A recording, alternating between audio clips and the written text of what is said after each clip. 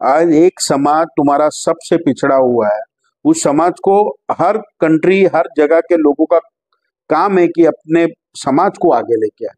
आज मुसलमान पिछड़ा हुआ है। इसी बात का मलाल है, जब ये रिजर्वेशन का काम करते करते मुझे यही समझ में आई कि सदन में हमारी आवाज उठनी चाहिए। लीडरशिप बहुत इंपॉर्टेंट है। लीडरशिप अगर आप नहीं हो पाती है, आप अपने, अगर हमारा बोलने वाला हमारे समाज का बंदा नहीं है तो समाज के बारे में क्या बोलेगा।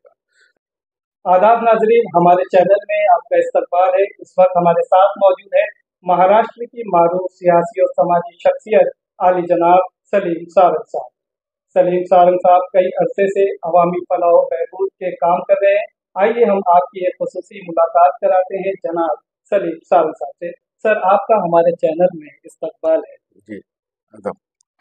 सर, आपसे ये जानना चाहेंगे कि गुज़िश्ता दिनों आपने एक बहुत बड़ा प्रोग्राम किया, एक लीडरशिप का प्रोग्राम किया। उस प्रोग्राम का मकसद क्या था? नहीं, प्रोग्राम का मकसद लीडरशिप, मुस्लिम लीडरशिप। आज़ादी के वक्त आप देखेंगे मुसलमान की भागीदारी लगभग 22% पे थी गवर्नमेंट में। गवर्नमेंट में हमारी भागीदारी 22% थी, आज वो जाके 4% पे आ गई है। लोकसभा देखिए या आप एमएलए को देखिए या आप माइनॉरिटी कमीशन देख लिए, नगर पालिका देख लीजिए, कहीं भी आप देखते हो मुसलमान की वजूद ही नहीं रहा। मुसलमान की लीडरशिप नहीं रही, उसको खत्म कर दिया गया, 4% पे लाके रह गए। और ये हर पॉलिटिकल पार्टी ने क्या कहा किया कि सब मुसलमान आपस में लड़े। मुसलमान ने अपनी सेकुलरिज्म और विचारधारा, ये दोनों चीज कभी नहीं बदला। वो हमेशा से एक ही पॉलिटिकल पार्टी के साथ रहा। अगर हम बोलते हैं हमारी नुमाइंदगी कम हुई, हमारे पे जुल्म हो रहा है, तो ये 4% पे जब हम आई, ये आज 10 साल में नहीं है, ये लगभग 65 साल पहले से हमारी नुमाइंदगी कम हो रही है, हमारे परसेंटेज कम हो रहे हैं। तो हमको तो एक ने डरा के वोट मांगा है, एक ने बचाने के नाम पे मांगा है। आज जब मैं मुस्लिम आरक्षण लेके चल रहा हूँ तो वहां जाके पता चला कि हमारा आरक्षण के बारे में कोई बात करने को तैयार नहीं है। हमारे वोट सबको चाहिए। वोट मांगने के लिए हर पॉलिटिकल पार्टी आती है। अब लोकसभा में देखिए, एक तरफा वोटिंग हुआ और एक तरफा वोट होने से एक पॉलिटिकल पार्टी जीत गई। लेकिन आज वो पॉलिटिकल पार्टी मुसलमान को असेंबली में अभी सीट देने तैयार है, नहीं देगी। इसी वजह से हमने ये प्रोग्राम रखा है कि सब एक प्लेटफॉर्म पे आए, डिफरेंसेस सब अपनी बाजू में रखे, अपने कौम को लेकर चले। अगर सब एक जगह आएंगे, हमारी नुमाइंदगी होगी, तो हम हमारे लोगों के बारे में बात कर पाएंगे। सर, ये बहुत बड़ा समिट था। खास बात जहाँ पर एक शहर की बात करें या एक स्टेट की बात करें, वहाँ के तमाम लीडर्स को एक प्लेटफॉर्म पे लाना एक बहुत बड़ा काम होता है। लेकिन आपने पूरे मुल्क से जो है बड़े बड़े उलमा कराम, राज्यसभा के मेंबर्स, लोकसभा के मेंबर्स, महाराष्ट्र के एमएलए, इन तमाम लोगों को एक जगह पे जमा किया, एक मीटिंग हुई। सर, इस मीटिंग में क्या बातचीत हुई, इसमें क्या फैसले किए गए?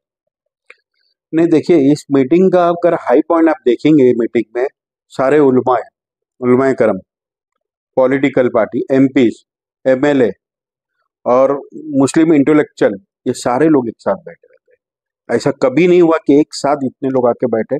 और इस पहली बार कि सब मिलजुल के बात की और एक इस पे एक डिसीजन पे पहुंचे कि डिसीजन ये है कि हजरत सज्जाद नोमानी साहब, हजरत तौकीर राजा साहब के अंडर एक कमेटी बनेगी, जिसमें उन्होंने कहा कि हजरत नोमानी साहब ने कहा कि हम सलीम सारंग को कन्वीनर करते हैं और अभी कमेटी बनाएंगे, जो कि हम हर पॉलिटिकल पार्टी से बात करेंगे।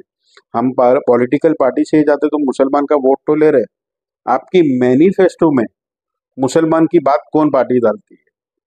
अगर आप देखेंगे आंध्र प्रदेश में चंद्रबाबू नायडू बीजेपी के साथ रहकर 4% आरक्षण, मुस्लिम आरक्षण अपनी मैनिफेस्टो में डाला। उन्होंने डालने के बावजूद उन्होंने ये भी कहा कि हम मुसलमान को देने जा रहे हैं। तो मुसलमान, आंध्र प्रदेश का मुसलमान 4% एजुकेशन आरक्षण ले सकता है, तो महाराष्ट्र के मुसलमानों ने कौन से गुनाह किए? यहाँ तो 5% आरक्षण जो एजुकेशन का है वो माननीय हाईकोर्ट ने दिया है मुसलमान के फेवर में। और हम जो आरक्षण मांग रहे हैं, वो आरक्षण किस बेस पे मांग रहे हैं? आज सोशली इकोनॉमिकल बैकवर्ड मुसलमान है, सबसे बैकवर्ड पे। उस आधार पे मांग रहे हैं। हम कोई जातिवादी मजहब के आधार पे नहीं मांग रहे।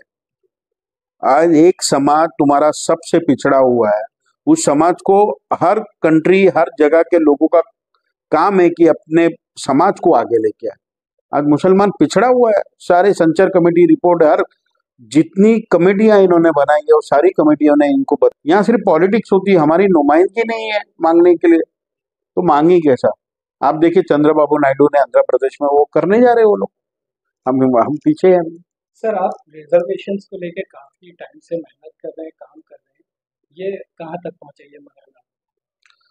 नहीं, इसी बात का मलाल है, जब ये रिजर्वेशन का काम करते करते मुझे यही समझ में आए कि सदन में हमारी आवाज उठनी चाहिए। कोर्ट ने दिया है, हम सेक्युलर पार्टी को ये पूछना होगा कि तो आप 2.5 साल गवर्नमेंट में थे महाराष्ट्र में, वो वक्त आपने क्यों नहीं मुसलमान को आरक्षण देने की बात कही? आप हमेशा एक पार्टी को, एक पॉलिटिकल पार्टी को बोलते हो। आप कोल्हापुर का इंसिडेंट देखिए, मुझे बताइए ना कौन सा सेक्युलर पार्टी ने इसके लिए बात की और जाके बात किया? वोट मांगने तो आ रहे हैं। कहीं ना कहीं मुसलमान को मिसगाइड किया जा रहा है सब चीजों को लेकर। सर, अभी रिजर्वेशंस की बात हुई और सर आपने बहुत इम्पोर्टेंट बात की कि जो असेंबली है या पार्लियामेंट है, राज्यसभा है, विधान परिषद है, इसमें जो है आवाम की, खास करके अक़लियतों की और मुसलमानों की नुमाइंदगी कम हो रही है, तो इसका क्या है? नुमाइंदगी कम नहीं हो रही है, नुमाइंदगी खत्म हो चुकी है। आप एमएलसी में देखिए, नुमाइंदगी नहीं है, मुसलमान है ही नहीं है। कांग्रेस ने मुसलमानों का वोट लेके आया, उन्होंने वोट लेके आके एक मुसलमान को एमएलसी दे दो, क्या चला जाता उनका? आज शिवसेना की सारी सीटें मुसलमानों पे जीत के आए ना वो लोग, क्यों नहीं बात किए? अब वक्फ बोर्ड का बिल टेबल पे रखा गया, जब ये टेबल पे बिल रखते हैं तो शिवसेना के खासदार सब वॉकआउट कर दे बात। फिर जब आप मुसलमानों की बातों में आप वॉकआउट करोगे, यहाँ तुमको मुसलमान का वोट क्यों चाहिए? फिर तुम अपना असली चेहरा दिखाओ ना। ऐसे बहुत मसले हैं। अब ये वॉकअप बिल का है, आप छोटा, अभी आप जिस इलाके से आते हो, आप अभी गोवंडी में कॉलेज है, चेंबूर में नकब बैन किए। ये मसला आपको मालूम नहीं? नकब बैन करवा दिया उन्होंने कि नकब पहन के नहीं आना है, एक ऐसे फरमान लाए, बैन करवा दिया। अब वो जो कॉलेज चलाने वाले लोग उधर साहब बाला साहब ठाकरे के गुट के लोग है ना, तो जब उधर उनको सेकुलरिज्म नहीं दिखी, उन्होंने बैन कर रहे हैं, और सारे बच्चे भी मुसलमान पढ़ने आ रहे हैं, उन्होंने बैन कर दिया। उसके लिए वो हाई कोर्ट में चैलेंज किए। अभी सुप्रीम कोर्ट ने बुरखा बैन के अगेंस्ट में जजमेंट दिया। तो कहीं ना कहीं आप सेकुलरिज्म, ये बनावटी सेकुलरिज्म मत दिखाओ। आप मुसलमानों को बेवकूफ बहुत बना चुके हो। अब मुसलमानों ने भी आपकी असली चेहरा जान लिया। मुसलमान उसी को वोट देना चाहिए जो उसके बारे में बात करे, कोई भी पॉलिटिकल पार्टी हो, कोई भी हो, जो मुसलमान की बात करता हो, मुसलमान के लिए खड़ा हो, तो मुसलमान उसके लिए खड़ा हो। सर, अभी आपसे एक चीज़ मैं पूछा, आप एक तो जो है सबसे पहली चीज़, सचल कमेटी की जब बात करते हैं तो ये बात वाज़ेह तौर पर सामने आती है कि वो सियासी तौर पर, समाजी तौर पर, तालीमी तौर पर, माशी तौर पर काफ़ी पसमानदा है। आप इस मरहले पे काम कर रहे हैं, इस चीज़ पर काम कर रहे हैं। इसके साथ फिर एक रिजर्वेशन का मसला है, अब वक्फ बोर्ड का मामला है। तो सर, ये तमाम मसले को आप किस तरह से मतलब देखते हैं कि किस तरह से इसका हल निकलेगा, और ये जो कमेटी बनी है उस कमेटी से कितनी इसको ताकत मिलेगी कि इससे मसाइल हल हो जाएंगे? देखो, इस कमेटी से तो ताकत हमेशा अब मिलने ही जाने वाली है, मिलने वाली है, मिलेगी इसीलिए क्योंकि सारे उलमा इकराम एक कमेटी के अंडर में आते हैं, और उलमा इकराम सदियों से इस्लाम जो है वो लीडरशिप इस्लाम से बन के आती है। उलमा इकराम सारी लीडरशिप क्रिएट करते हैं। हमने क्या क्या किया था? हम पॉलिटिकलों के पीछे घूम जा रहे थे, हमारे उलमा इकराम की बातें नहीं सुन रहे थे। अब मैं इसको रिवर्स करने जा रहा हूँ। पॉलिटिकल लोग जो है वो उलमा इकराम के अंडर में काम करेंगे, उनसे लीडरशिप चुनेंगे। लीडरशिप तो हमारे इस्लाम से क्रिएट हुई है, हम उस लीडरशिप पे काम करने जा रहे हैं। सर, यानी ये सबसे बड़ी चीज़, आप इस मसले को जान रहे हैं कि जब तक क़यादत नहीं होगी उस वक्त तक आपके मसले हल नहीं होंगे। लीडरशिप बहुत इंपॉर्टेंट है। लीडरशिप अगर आप नहीं हो पाती है, अब अपने, अगर हमारा बोलने वाला हमारे समाज का बंदा नहीं है तो समाज के बारे में क्या बोलेगा? सर, एक चीज़ ये है कि आज छोटी सी बात हो या बड़ी बात, मतलब बेसिक मसला हो या कोई दूसरे बड़े मसले अलग अलग तरह के, उन मसलों के लिए भी काफ़ी जद्दोजहद करना पड़ता है लोगों को। तो इन मसाइल के हल के लिए ख़ास तौर से सर, कि आप क्या मैसेज देना चाहेंगे कि किस तरह से हम लोग इस मसले को हल कर सकते हैं, किस तरह से एक जो है तरक्की की राह पर आगे की तरफ बढ़ सकते हैं? देखिए, सबसे बड़ी बात तो मुसलमानों में एजुकेशन की बहुत कमी है। अगर मुसल ये हिंदुस्तान का एजुकेशन सिस्टम देखे तो मौलाना आजाद साहब ने लाए थे, जिसने पूरी हिंदुस्तान को एजुकेशन की रोशनी दिखाई। आज उनका कौम ही उससे अंधेरे में है। तो कहीं ना कहीं हमको एजुकेशन पे जाना होगा, इसीलिए हम मुस्लिम एजुकेशन आरक्षण मांग रहे हैं, रिजर्वेशन मांग रहे हैं कि हमारे बच्चे का सबसे बड़ा आज 77% ड्रॉप आउट जो है वो 10th के बाद है। 10वीं के बाद वो हायर एजुकेशन हमारा बच्चा नहीं ले पाता है, क्यों? माली हालात नहीं है, उनके माँ बाप के पढ़ाने की ताकत नहीं। तो इसलिए हम आरक्षण मांग रहे हैं, 5% एजुकेशन आरक्षण।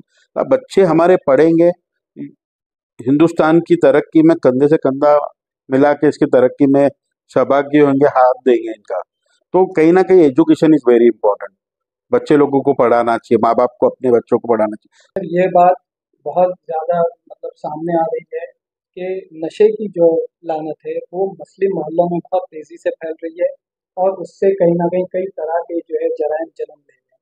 सर, इस मसले पर आप क्या कहेंगे?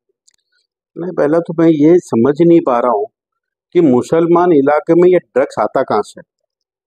सिर्फ सबसे ज्यादा ड्रग्स अगर कहीं मिल रहा है तो मुसलमान इलाकों में मिल रहा है। कहीं ना कहीं मुसलमान की नस्ल खराब करने के लिए तो नहीं किया जा रहा है। और वहाँ के जो आमदार है, जिस इलाके में ये ड्रग्स मिल रहे हैं, वहाँ के आमदार क्या कर रहे हैं कि आमदार चाहते हुए, अगर आमदार चाहता है तो इसको कभी भी बंद कर सकता। सर, ये सही बात है, आपने कहा कि किसी भी कौम का जो फ्यूचर होते हैं वो नौजवान होते हैं। जब नौजवान नशे की लानत से जो जूझ रहे हैं या उसमें मुब्तला हो जा रहे हैं, सर इस लानत को ख़त्म करने के लिए आपकी इस तरफ से और किस तरह के इकदाम उठाए जाएंगे?